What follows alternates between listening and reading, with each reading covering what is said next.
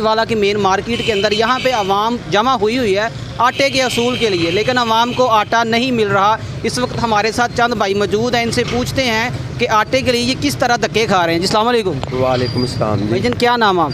नदीम जी। कब से खड़े हैं आटे के इंतजाम में? तकरीबन 2 घंटे हो गए हैं जी, अभी तक आटे का कोई नामो निशान कहीं नज़र नहीं आ रहा।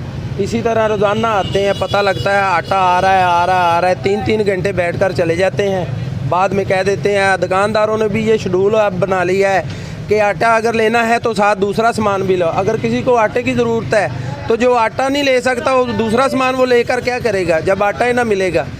तो लिहाजा हमारी हुक्मरान बाला से इल्तमास है कि मेहरबानी फरमाकर आटे की इस किल्लत को दूर करें ताकि आवाम अपने चैन से खाना पीना तो खा सके। भैया आप भी आटे के लिए आए हैं, आप क्या कहेंगे इमरान खान साहब? इमरान खान साहब से यही कहेंगे कि हम गरीबों का ख्याल करें। बस काफ़ी देर से खड़े हैं, आटा नहीं मिल रहा है, आटा नहीं मिल रहा है। जी आपने सुना आवाम के व्यूज़ के आटे के लिए आवाम किस तरह जलील हो रही है।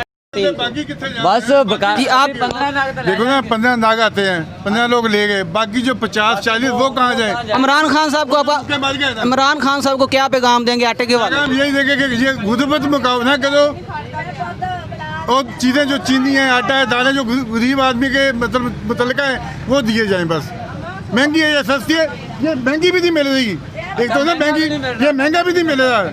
जी यहाँ आवाम के व्यू सुने कि आवाम पैसे लेके घूम रही है लेकिन आटा नहीं मिल रहा। रियासत मदीना के ये लोग इमरान खान से अपील कर रहे हैं कि हमें आटे की फराहमी को यकीनी बनाया जाए। कैमरामैन शफकत रसूल के साथ हाफिज़ खालिद, बागी TV, आरिफ आला।